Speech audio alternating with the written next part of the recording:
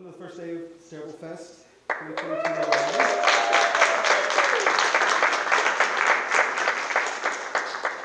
I'm really excited to be moderating this special conversation in our Meet The Showrunner series, which is going to feature Rapaport.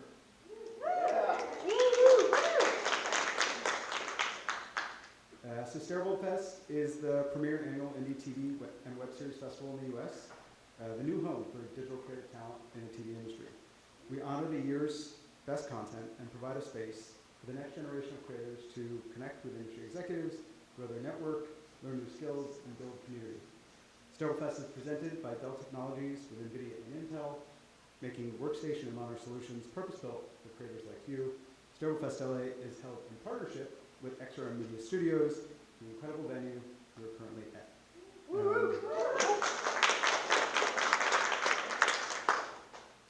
I'm going to be your host today. My name is Ajay Kishore. I am the founder and CEO of Stareable. Now I'd like to welcome our guest, Ellen Rapoport.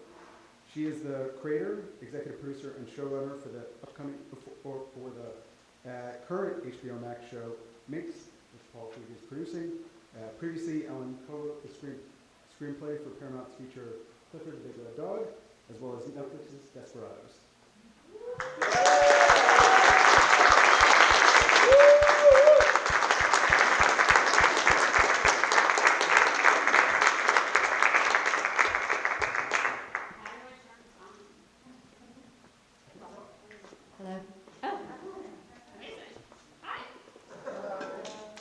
Thank you so much for being here. Thank you for having me. So I was hoping to start at the very beginning. I was reading some interviews with you where you said, you were a child of immigrants growing up in the Midwest, and you didn't even understand a career in TV was possible, which really resonated for me because I was the child of immigrants growing up in Maryland, and I had no idea that this was possible. So how did you get started? I was in law school. I was so unhappy. It was the most miserable time in my life. It was just awful, and I was just so lost, and I was constantly trying to figure out what I could do. I remember I had a news internship at the local news affiliate, and it was so bad. I was so bad. I was answering calls at the station from angry callers and people angry viewers. I feel like I made things up. I think I got fired from an internship, which is almost impossible because you're working for free. And then we had this third-year paper requirement, which was you were supposed to write a 100-page legal thesis about some legal issue of the day, and it was just killing me because I didn't care about any of them. And my friend, the year before, had a professor who'd let him write a book with sort of some vague legal plot line. And it was this professor, he taught this class that was literature as a form of persuasion.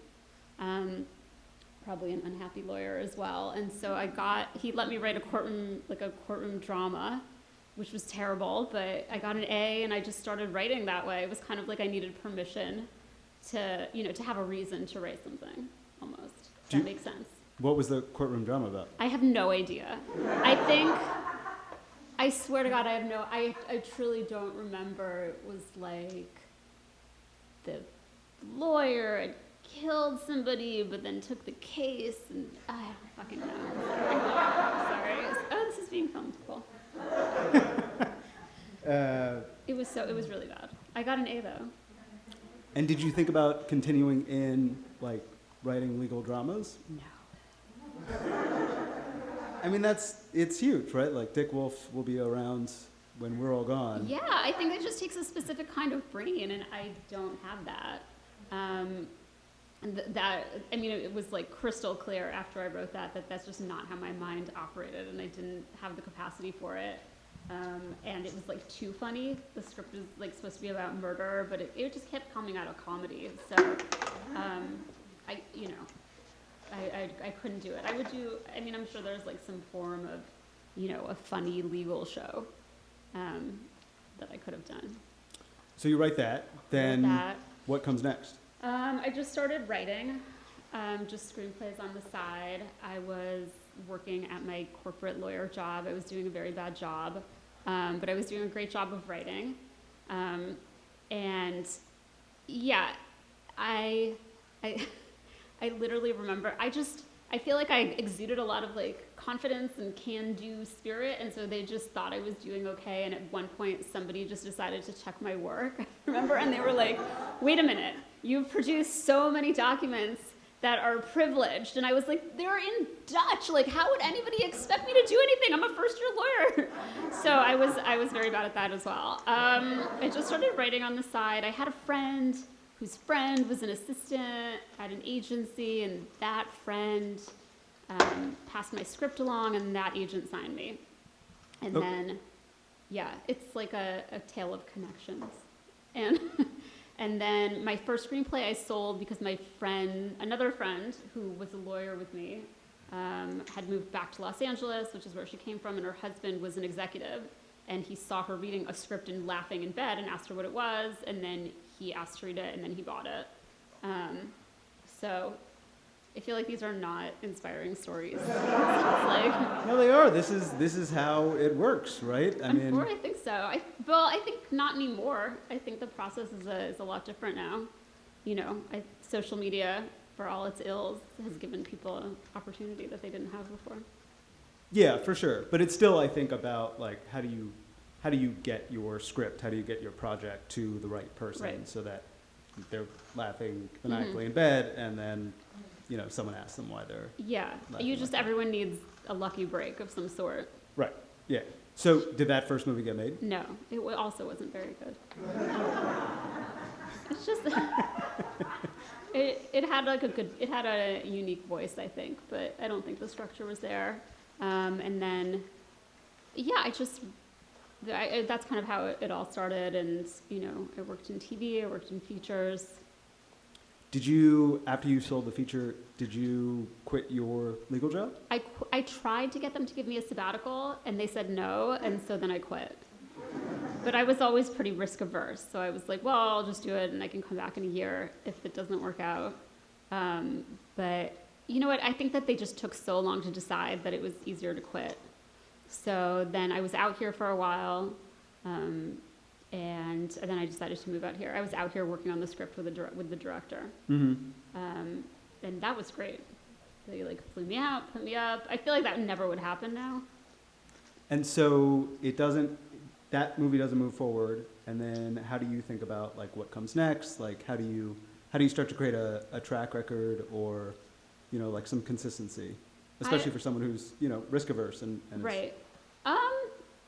I'm not sure if I did things right, so I don't know if I'm the one to ask. I think that I did a lot of rewrites and a lot of assignments, and I'm not sure that, knowing what I know now, I feel like I would have probably concentrated on my own original ideas. Because I feel like, you know, that first job in so many industries is like the hardest, because you don't know people, you don't have a reputation.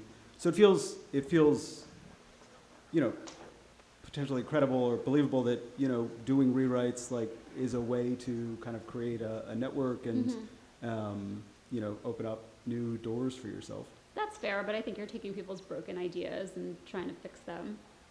Right. I think it depends. I just think it just depends on who you are and, you know, where you're drawing inspiration from and what you're going to do better at.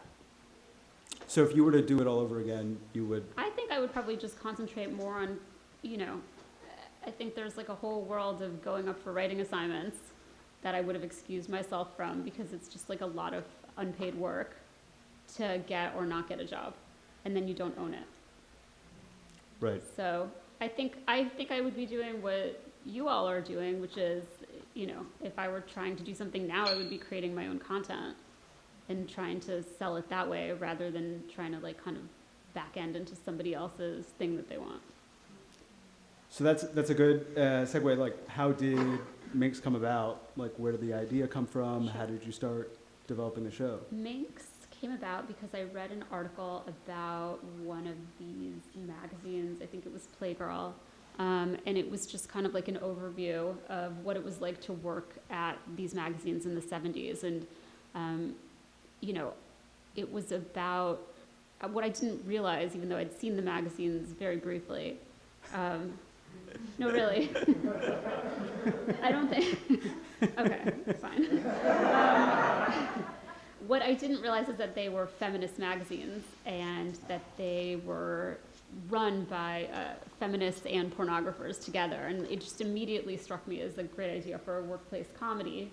And then reading the magazines, they were just these amazing cultural artifacts because it was like, you know, very well-researched stories on abortion and rape and sexual harassment, you know, navigating your way in the workplace, and then male nudity, like very strange male nudity, naked men on a horse, a naked man holding a puppy, like, I don't know. It was such a hot mess of a magazine, frankly. It was like feminism, but diet pills, and like aphrodisiac recipes, but you know, the ERA, and it just felt like this really fertile place to begin a story. So I did a lot of research.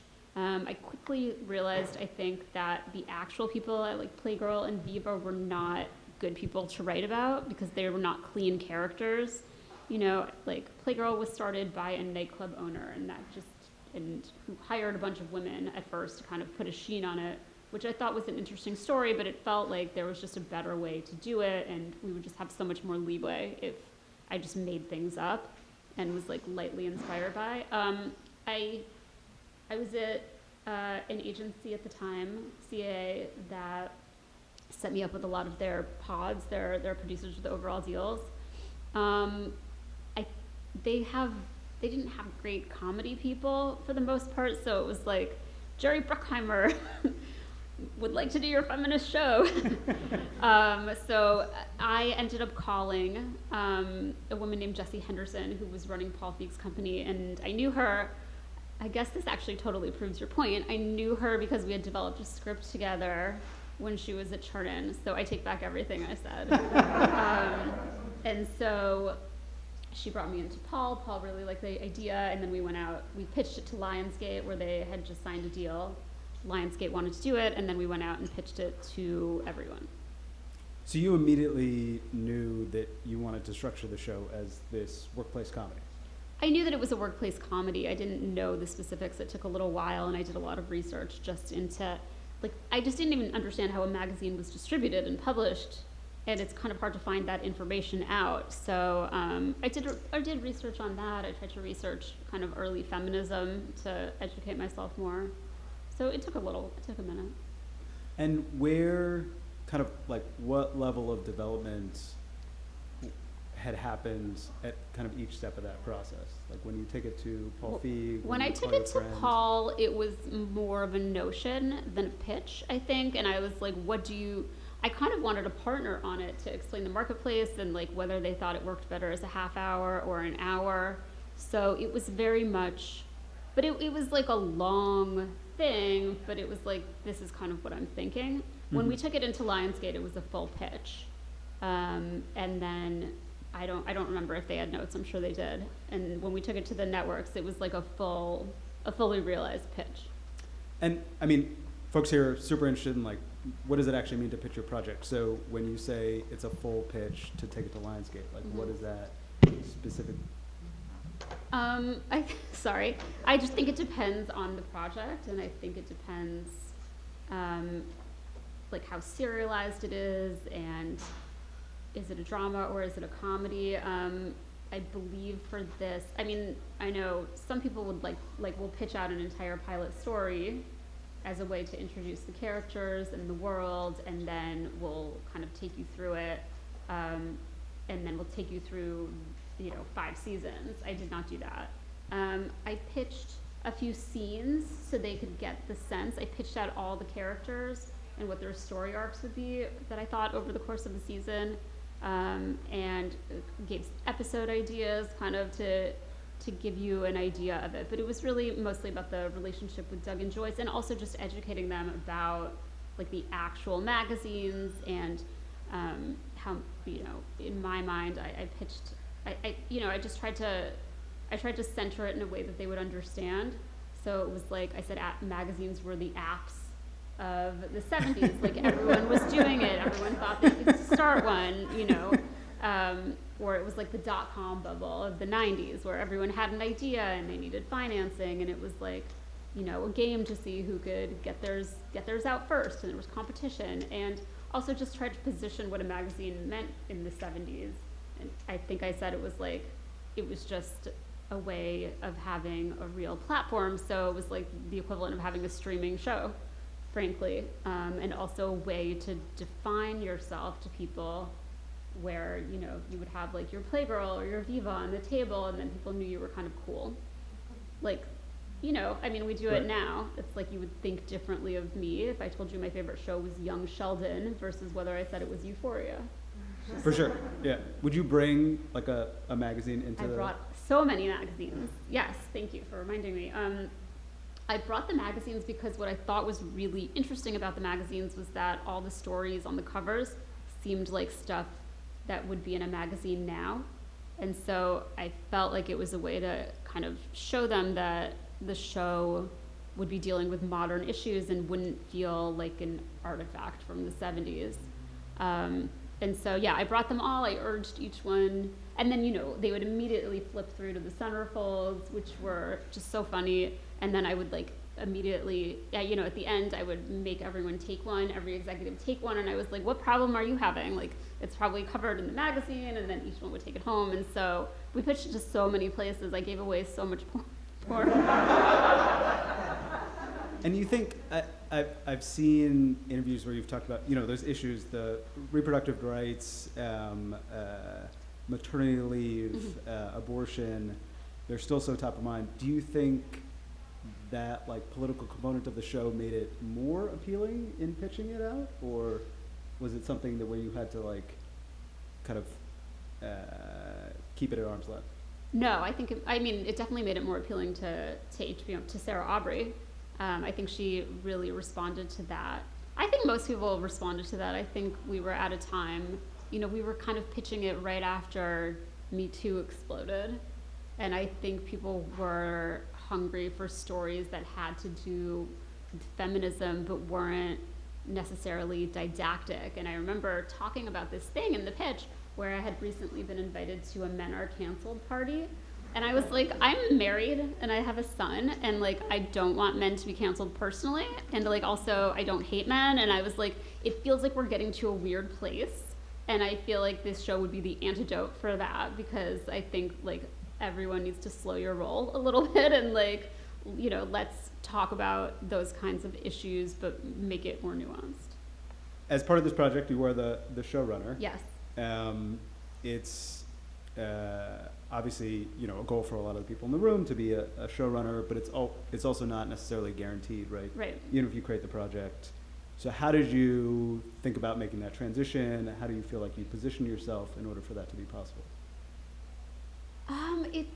Okay, so for the pilot, I think it just kind of happened. I guess I was just waiting for them to give me somebody else, just constantly, and then they just never did. So, I mean, to be honest, I wouldn't have been opposed. I thought that they would kind of insist on a co-showrunner situation, and that feels, I think I would have been fine with that. Like, I think, like, I tried to hire people with as much experience as possible. I think that's a great thing to have around you. So I guess the pilot got ordered, and then people just started asking me stuff. So I was like, okay, I guess I'm running the pilot. And then, I don't know, it's kind of like when I was dating, I never wanted to have the define the relationship talk, because I felt like that would be scary. So I never really broached it. And then all of a sudden, I was the showrunner. And is that how you got married too? my husband is here. It's kind of, right? Yeah. Kind of. I don't know. I remember after we made the pilot, I was like, should I do the showrunner training? And then I'm like, I think if I do the showrunner training through the Writers Guild, they're going to realize that like this is all a bad idea and not make me the showrunner, so maybe I just won't. So there's probably all sorts of deficiencies in my knowledge that I could have fixed but didn't. I'm so curious about this, like, isn't there a contract somewhere that says you are the showrunner? No, my contract said I was the executive producer, but I could have been there's not a specific deal that says you're the showrunner, or at least I don't think there is. I think that I don't have one. But so, yeah, I don't know. They just when we were meeting with writers for the season 1 writers room, they were like, just find a strong number 2. So I was like, okay, I guess that means I'm doing it, and I did a good job on the pilot. So I never forced anyone to sit down and talk to me. I don't know if I could advise that, though. There's probably like a much better way to go about things.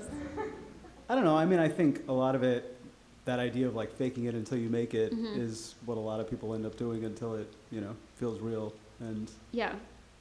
Well, it's true. I mean, I definitely had a lot of people around me. My husband is a, multiple time showrunner. So somebody would write something in an email, like they're like, The Fringe. And I would be like, totally. And then I'd be like, what is this? What are they talking about?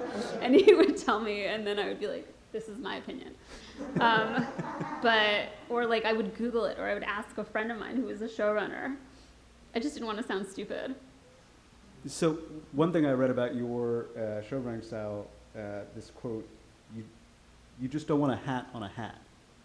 What does that mean? That's not about showrunning. I think that's about the actual script. I remember saying that, which is I think that you don't want a gimmick on top of another gimmick. So it felt like we had a big, loud, exciting idea, and then I tried to hire people who were real actors and not like sketch comedians, and to hire production design and costumes, hair and makeup, all people who would make the show look real and come from a place of like being grounded. Because I think this show, you could just make it very wackadoodles if you want. You could have like crazy, crazy costumey clothes and, just like a very much wackier approach to it. So that's what I meant. That feels like a showrunning style or Sure. decision. Yeah, I mean, it's all part of that umbrella, but yeah, okay.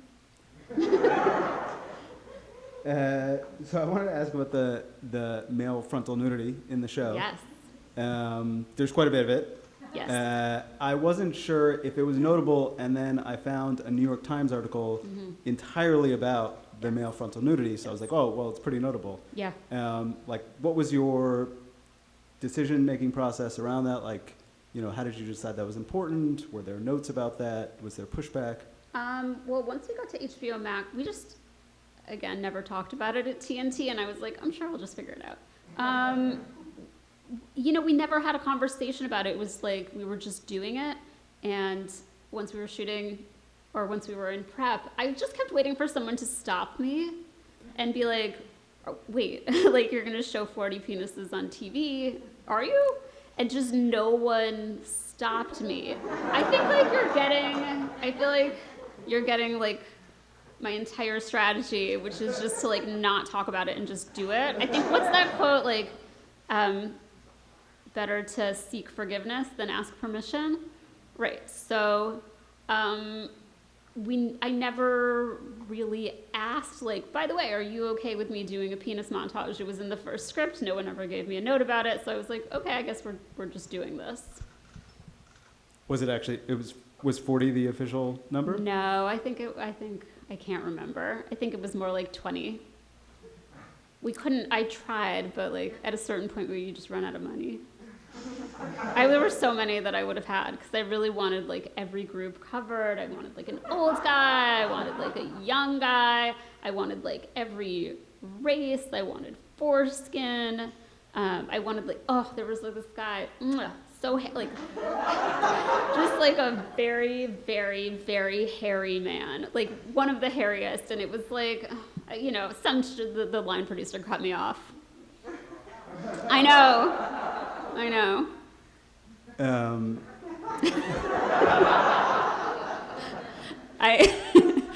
Do you want to just end it now? And on a high note. Okay. The show also has what I would describe as a majority female cast, which is rare. Shouldn't be rare, but it is rare. So many shows fail that Bechdel test.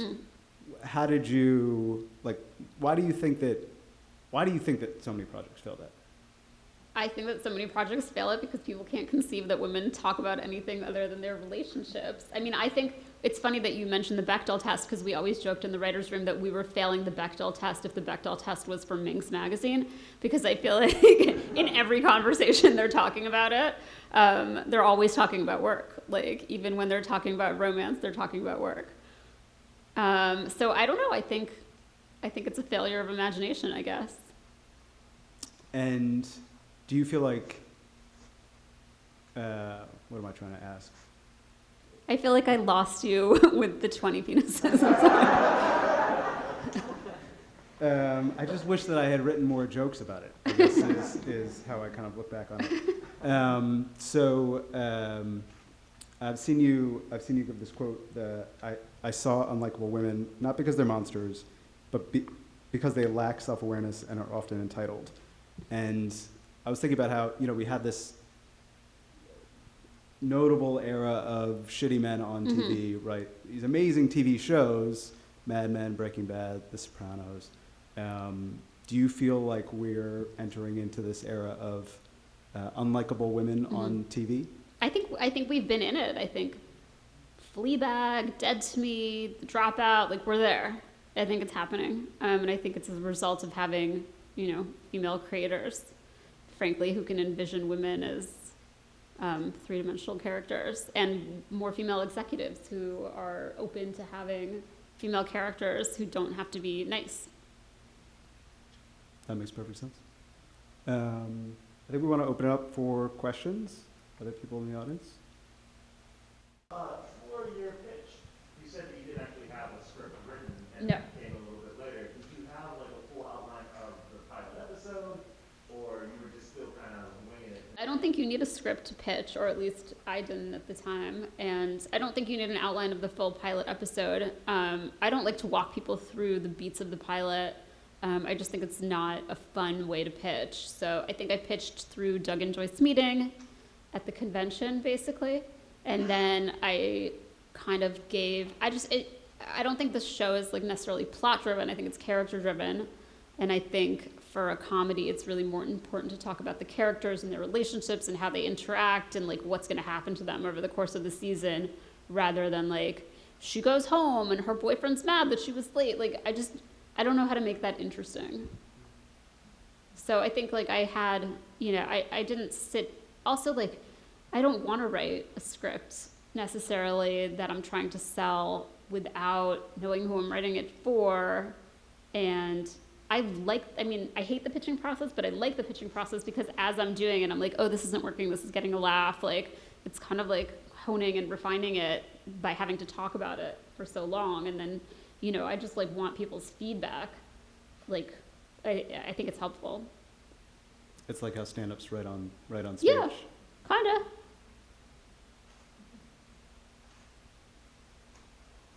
You were talking about like earlier about how like you had the line producer cut you off. Yeah. Were there other times where you were like thinking of an idea and like you were like, oh, this is so great, and then they were like, we can't do this for budgetary reasons or whatever, and like how did you problem solve it? I mean, they wouldn't say it like that, but we would definitely hand scripts in, and it was like, you're $500,000 over budget. Like, let's look at the things that we can pare back on, and here are my suggestions for where we should cut. The nudity. No, never. Yeah, I think I'm kidding about that one. It's just like, at some point in the pilot, it was like, you have to shave this stuff off your budget, and I'm sure, like, we just went through and we're like, here, we don't need like 5 more penises, like, so yeah, there's definitely stuff like where you would need to go to 6 different locations in a day, and they're like, well, we need to do it in 4, and like, this is a place that we can shoot that's nearby, but it would change some stuff in the scene, and it's not like you would need to take their suggestions for how to do it, but you do have to give them a producible script. Hi. Hi. Do you think it's harder to pitch a period show because of like worries about budgetary concerns? I know HBO is not an issue, but like for maybe smaller or mid-range producers? Yeah, it is. Yeah, because like everything has to be touched. Every extra has to be pre-fit. every time you go outside, you're probably looking at some sort of visual effects. Hair, makeup, wardrobe, it's more expensive. But the flip side of that is that everyone wants to do it. Every creative person, we had no trouble finding people, actors, like department heads, because they're excited to work on a period show. Yeah. As a creator, how involved were you in the casting process? I was extremely involved in the casting process. No, like if you're the showrunner, you're the final say, everyone needs to be in agreement, but like if somebody disagrees, like you can overrule them unless they're your direct network boss, I think. So yeah, deeply involved, and we were lucky enough that we were able to do so much of it before the pandemic. So for example, Ophelia, who's the lead of the show, I was able to go in and work with her in person and do probably 8 takes and get them all on tape and get everything right. And it was just so helpful to meet somebody and you're like, oh, you can take direction, like you get the character, you didn't just have one good day.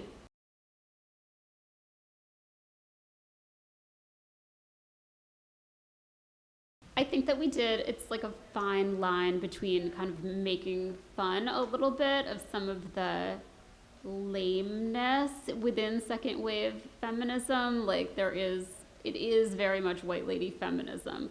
But we also, we're doing a period show. It's set in a specific point in time that was like a radicalizing force, for many people. So we tried to do both. Like it was never intended to be villainous, but like I think that we'd like to poke fun when we can. And I think the easiest targets in this show are like conservatives or like deeply religious people or Republicans. And I think it's just like much more fun to make fun of your own, I guess. So it was like a loving nudge, I think.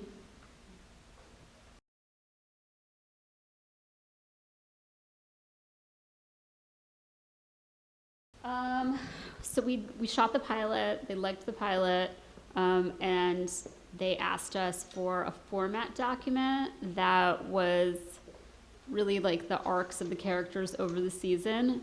But I don't think we did most of it. Like, because the truth is once you get into a room with many other brains and test out your ideas and have a lot of other stuff, TV writing is a team sport, right? So much better stuff came out of that. So we did, a third of what was in there, but that's what they asked for us. But I think we didn't have any scripts. We got the room and then we got the scripts going. But other places are doing this thing that I find really annoying, which is they're making people write this episode 2, which I feel like is really lame because you don't make any money doing that. It's like a really bad fee. And so it almost feels like abusive. Like if you can't tell based off the pilot whether the show is a pilot that you want to make, episode 2 is not going to tell you anything.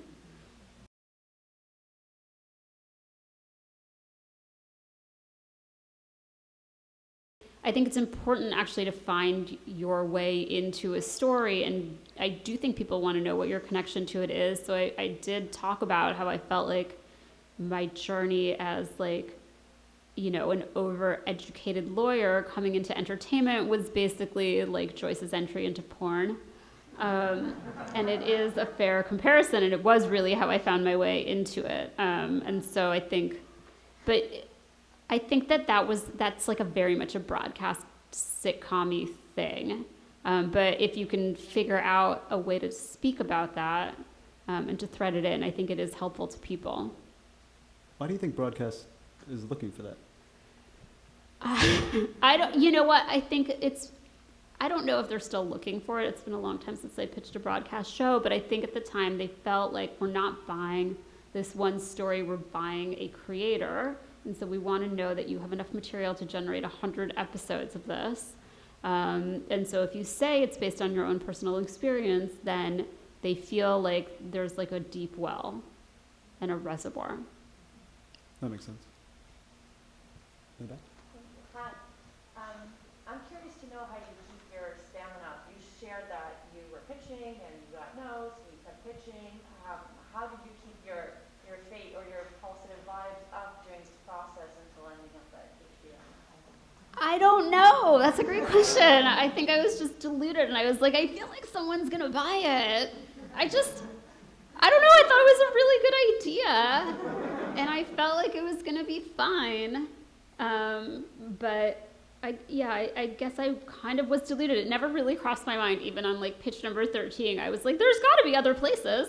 Like, but on the last pitch, I think like our studio exec didn't even come, and was like, he sent like the junior person, who by the way was the best person to have there because he hadn't heard it 13 times and he laughed like hysterically at every joke. It's probably why we sold it, but I don't know, like delusion and like unwillingness to face reality.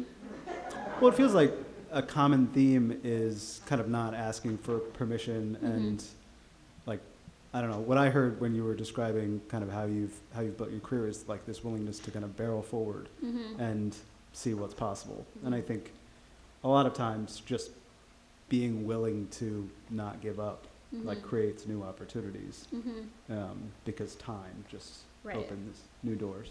Yeah, and I think that the fact that I had been a lawyer and was like, nothing will ever be as bad as that. Like, there's nothing in my life that would be as terrible as it was to be a corporate lawyer. So I was kind of like, it's fine, it'll be fine. Any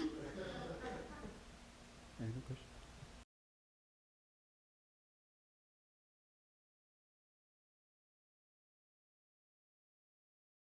Well, I mean, I had a general sense of it. It felt like it was baked into the premise that if you're doing a show about people starting a magazine, that the first season is going to be about them starting the magazine and like getting it out there, and it'll either be successful or not. You know, like it felt like it had kind of this like very baked in first season thing. I feel like, well, I mean, each episode has its own little story.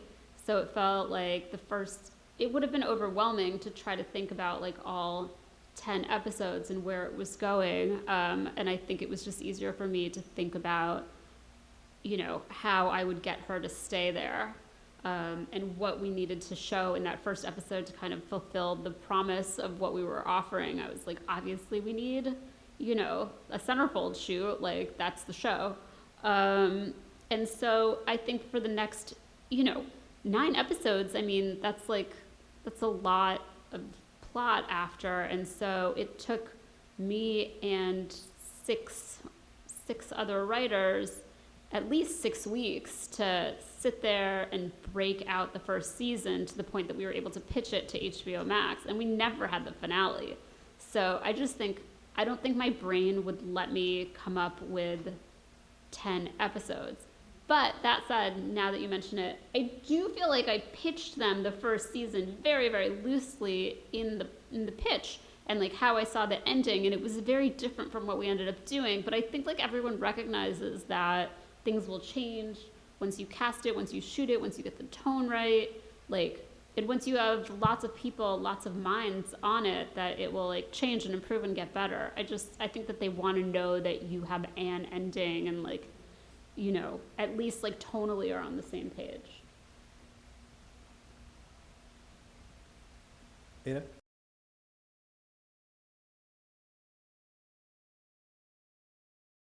I actually wanted people who had run a show before in my room, and I got that. It was different for everyone. Some of it was like the writing of their samples was just incredible, and I was like, I knew I had to have these people. I wanted like, it was kind of like the penis montage. I wanted like a diversity of viewpoints, I guess I would say, and people who had very different backgrounds and, you know, very like people with a ton of experience, young writers, like unique voices. And I think that, you know, I think that people have different things that they bring to the room that you can't necessarily know until you work with them or you really interrogate with somebody who has worked with them. But I think some people bring in a lot of ideas, and some people are good at figuring those ideas out. And some people are the logic police, which is like a very annoying job to have. But like you kind of do need it. You can only have one of those though, otherwise. And, you know, I don't know that I was like 100% successful. Not everyone is coming back. not any, nothing, those were still good writers, but I think like one challenge we had is that it's difficult when you just have the pilot to get everyone on the same page tonally. So I think some people's like minds just go to something that's more setup joke punch, and some people's minds go to like, let's talk about like, the exploitation of pornography, and I'm like, no, we want to like them, like we want, so it's like, it's just a little puzzle. So it's so specific for every show and what people are looking for. Was it a majority female writing team? Yes. Everyone I hired had already been on shows before. So it would have been different if I was hiring a staff writer, but I just felt like it was my first show. I just like couldn't be part of somebody else's learning curve, because I felt like I was on my own learning curve. And so I just wanted the benefit of people with at least some experience.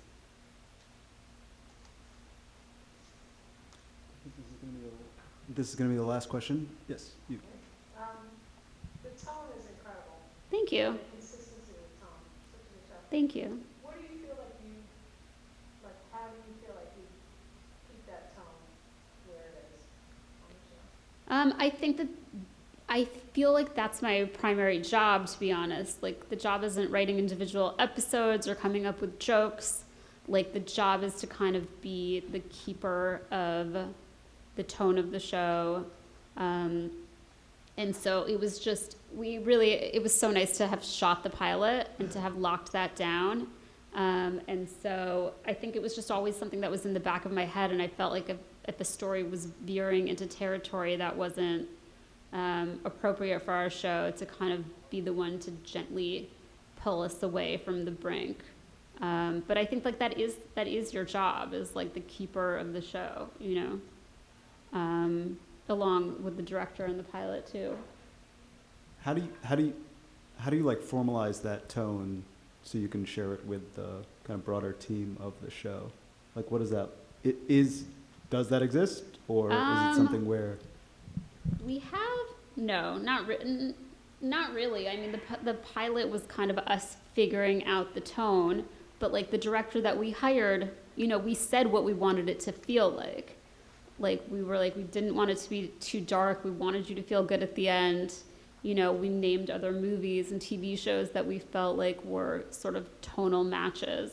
And then those were the conversations that I had with every department head that I hired. It was like, this is what I'm thinking. Let's make sure that we're on the same page. And like, for example, like our costume designer came in with like ideas for looks for them, inspiration. And it just felt like she was coming from the same place that I was. So it just imbued every hiring decision. And then once we went to series, our pilot director and our cinematographer did kind of a lookbook for visiting directors that I felt like encapsulated the visual tone of the show and what we wanted it to look like, and also what we wanted it to feel like. So it really was conversations with all the department heads that we hired. I think that's it. Can everyone join me in giving? Thank you. Thank you so much for being at Stareable Fest. Thank you. Do I like physically walk off the stage? How does this work?